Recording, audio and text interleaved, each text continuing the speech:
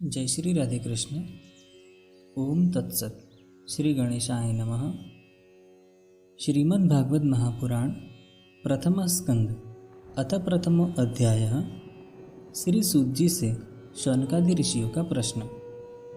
नारायणं नमस्कृत्य नरं चैव नरोत्तमं देवीं सरस्वतीं व्यासं ततो जयमुदीरयेत्। में मन, वाणी और कर्म से भगवान विष्णु, भगवान शिव, भगवान श्री गणेश, माता सरस्वती तथा महर्षि वेदव्यास को नमस्कार करता हूँ। मंगलाचरण, जिससे इस जगत की सृष्टि, स्थिति और प्रलय होते हैं, क्योंकि वह सभी सद्रूप पदार्थों में अनुगत है और असत पदार्थों से पृथक है। जड़ नहीं, चेतन है, परतंत्र नहीं, स्वयं प्रकाश है।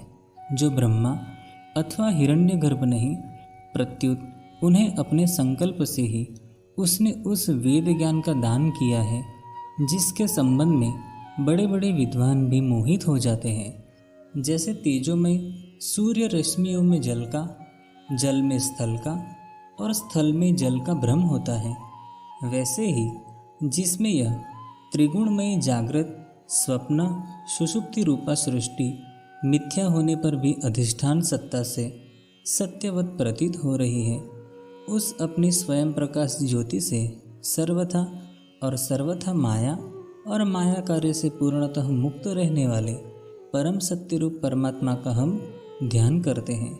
महामुनि व्यास देव के द्वारा निर्मित इस श्रीमद् भागवत महापुराण में मोक्ष पर्यंत फल की कामना से रहित परम धर्म का निरूपण हुआ है। इसमें शुद्धांतःकरण सत्पुरुषों के जानने योग्य उस वास्तविक वस्तु परमात्मा का निरूपण हुआ है, जो तीनों तापों का जड़ से नाश करने वाली और परम कल्याण देने वाली है। अब और किसी साधन या शास्त्र से क्या प्रयोजन? जिस समय भी सुकृति पुरुष इसके श्रवण की इच्छा करते हैं, ईश्वर उसी समय अविलंब उनके हृदय में आकर बंदी बन जाता है। रस के मर्मज्ञ भक्तजन, यह श्रीमद् भागवत वेद रूप कल्प वृक्ष का पका हुआ फल है। श्री सुखदेव रूप तोते के मुख का संबंध हो जाने से यह परमानंदमयी सुधा से परिपूर्ण हो गया है। इस फल में छिलका, गुठली आदि त्याज्य अंश तनिक भी नहीं है। यह मूर्तिमान रस है। जब तक शरीर में चेतना रहे, तब तक इस दिव्य भगवत रस का निरंतर बार बार पान करते रहो। यह पृथ्वी पर ही सुलभ है। कथा प्रारंभ। एक बार भगवान विष्णु एवं देवताओं के परम पुण्यमय क्षेत्र नैमिषारण्य में शौनकादि ऋषियों ने भगवत प्राप्ति की इच्छा से सहस्त्र वर्षों में पूरे होने वाले एक महान यज्ञ का अनुष्ठान किया।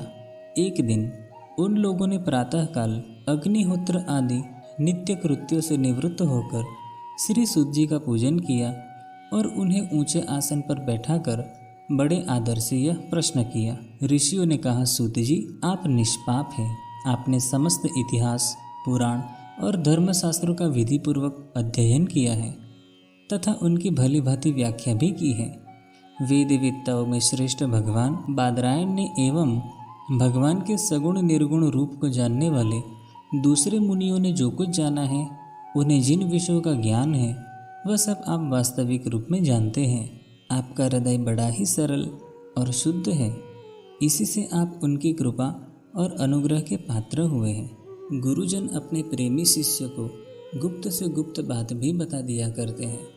आयुष्मान, आप कृपा करके यह बतलाइए कि उन सब शास्त्रों, पुराणों और गुरुजनों के उपदेशों में कलियुगी जीवों के परम कल्याण का सहज साधन आपने क्या निश्चय किया है? आप संत समाज के भूषण हैं। इस कलयुग में प्रायः लोगों की आयु कम हो गई है। साधन करने में लोगों की रुचि और प्रवृत्ति भी नहीं है।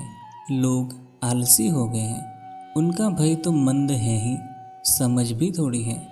इसके साथ ही वे नाना प्रकार की विघ्न बाधाओं से घिरे हुए रहते हैं। शास्त्र भी बहुत से हैं, परंतु उनमें एक निश्चित साधन का नहीं, अनेक प्रकार के कर्मों का वर्णन है। साथ ही वे इतने बड़े हैं कि उनका एक अंश सुनना भी कठिन है। आप परोपकारी हैं। अपनी बुद्धि से उनका सार निकालकर प्राणियों के परम कल्याण के लिए हम श्रद्धालुओं को सुनाइए। जिससे हमारे अंतःकरण की शुद्धि प्राप्त हो। प्यारे सूत जी, आपका कल्याण हो।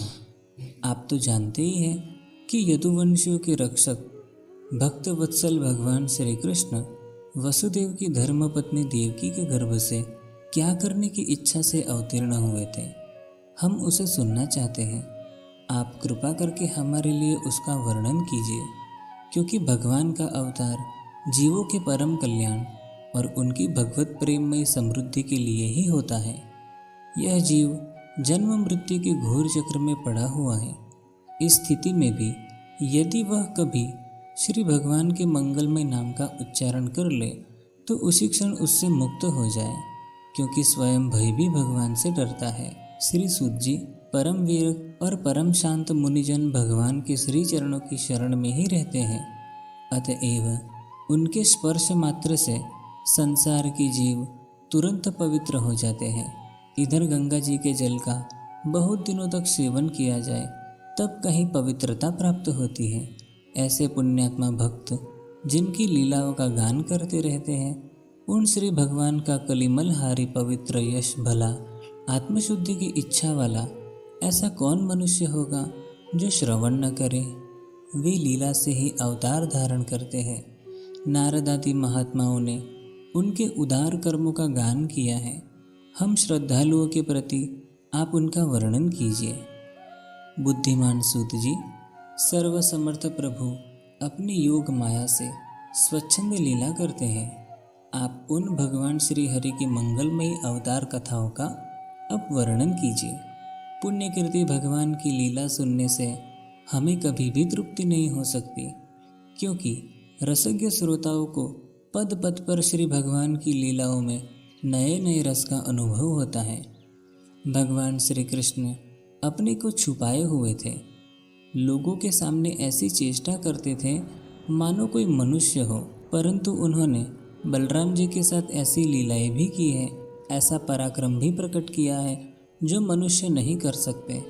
कलयुग को आया जानकर इस वैष्णव क्षेत्र में हम दीर्घकालीन सत्र का संकल्प करके बैठे हैं। भगवान श्री हरि की कथा सुनने के लिए हमें अवकाश प्राप्त है। यह कलयुग अंतःकरण की पवित्रता और शक्ति का नाश करने वाला है। इससे पार पाना कठिन है। जैसे समुद्र से पार जाने वालों को कर्णधार मिल जाए, उसी प्रकार उससे पार पाने की इच्छा रखने वाले हम लोगों से ब्रह्मा ने आपको मिलाया है। धर्म रक्षक, ब्राह्मण भक्त योगेश्वर भगवान श्री कृष्ण के अपने धाम में पधार जाने पर धर्म ने अब किसकी शरण ली है, यह बताइए। इति श्रीमद्भागवते महापुराणे पारमहंस्या संहितायां प्रथम स्कंदे नैमिषीयोपाख्याने प्रथमो अध्यायः। जय श्री राधे कृष्ण।